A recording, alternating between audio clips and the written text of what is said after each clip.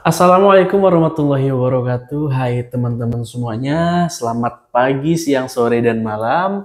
Bertemu lagi nih dengan kita berdua, saya Guri. Saya Vina di acara CNS Putar Hukum.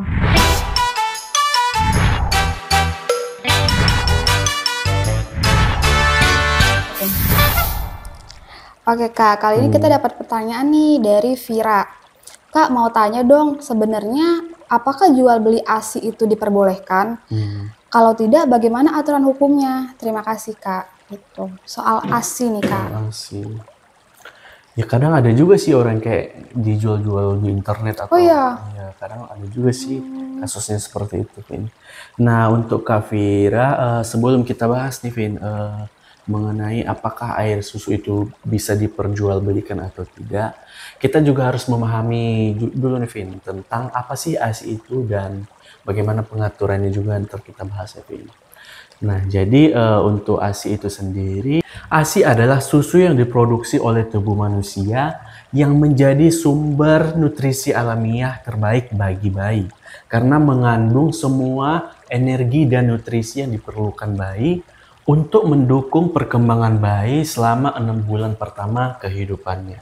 Nah, dalam pasal 24 Undang-Undang Kesehatan, setiap bayi memiliki hak untuk mendapatkan ASI eksklusif sejak lahir hingga berusia 6 bulan, Vin.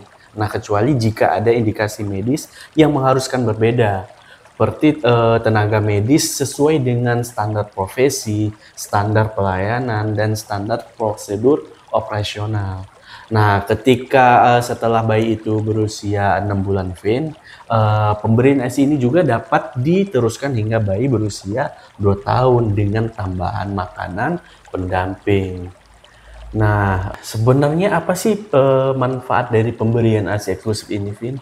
Nah, untuk manfaat dari pemberian ASI eksklusif ini, Vin, ditujukan untuk memenuhi kebutuhan bayi dengan zat gizi terbaik untuk tumbuh kembang yang optimal. Nah, kemudian, Vin, itu meningkatkan daya tahan tubuh bayi sehingga dapat mencegah penyakit dan kematian, dan juga mencegah penyakit tidak menular di usia dewasa. Nah, dalam hal semisalnya ibunya ini tidak bisa memberikan ASI eksklusif nih, Vin, mungkin karena terdapat indikasi medis, terus juga ibunya meninggal, dan juga dia terpisah nih dari ibunya, maka bayi ini itu bisa mendapatkan ASI eksklusif dari donor. Nah, dan untuk pemberian ASI eksklusif donor ini juga memiliki syarat, Vin. Sesuai dengan peraturan pemerintah nomor 33 tahun 2012 tentang pemberian air susu ibu eksklusif.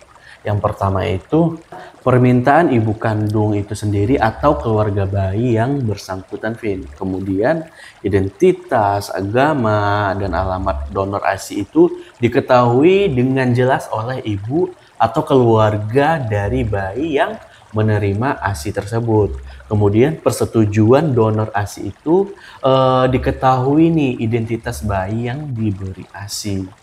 Nah, kemudian donor ASI itu juga harus dalam kondisi kesehatan yang baik dan tidak mempunyai indikasi medis, dan ASI dari donor tidak diperjualbelikan. Nah, dari sini udah jelas ya, Pin, bahwasanya ASI itu tidak dapat diperjualbelikan. Tetapi ASI itu hanya dapat didonorkan ya sesuai dengan syarat dan ketentuan yang berlaku.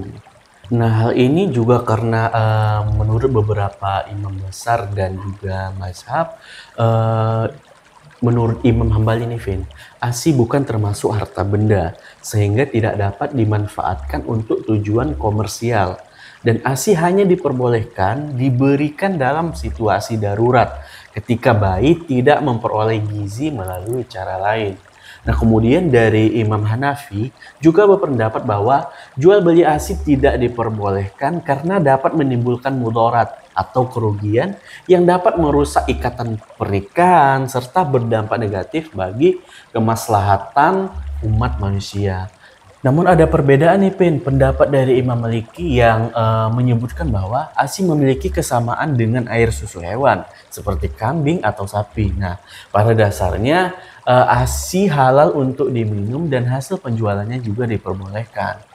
Nah, berdasarkan pendapat para imam dari berbagai mazhab ini, Vin, jadi sudah jelas ya bahwa ASI itu memberikan banyak sekali manfaat nih bagi kesehatan dan perkembangan bayi. Namun, untuk memastikan bayi ini tetap mendapatkan ASI, dapat dicari solusi nih, Vin, dengan mengubah akad yang digunakan, yaitu bukan akad jual beli, melainkan akad upah mengupah. Nah, hal ini itu sesuai dalam firman Allah Subhanahu wa taala dalam Quran surah Al-Talaq Vin, ayat 6 yang artinya, jika mereka telah menyusukan anakmu maka berilah upah mereka. Jadi dengan demikian Vin, sebenarnya dalam kondisi atau situasi tertentu itu kita diperbolehkan untuk mencari ibu susuan. Ya dengan tanda kutipnya yang bersedia menjadi ibu asuh dan juga sekaligus ibu susuan. Ya sehingga nantinya tercipta lah ya saling tolong menolongi antar sesama manusia yang membutuhkan gitu Vin. Jadi untuk Kak Fira nih, berdasarkan dari apa yang sudah Kak Guru jelaskan, bahwa apabila ada ibu yang tidak bisa memberikan ASI secara eksklusif kepada anaknya, maka kegiatan donor ASI dapat dilakukan dengan syarat dan ketentuan yang sudah ditentukan. Namun hasil donor ASI ini tidak dapat diperjualbelikan.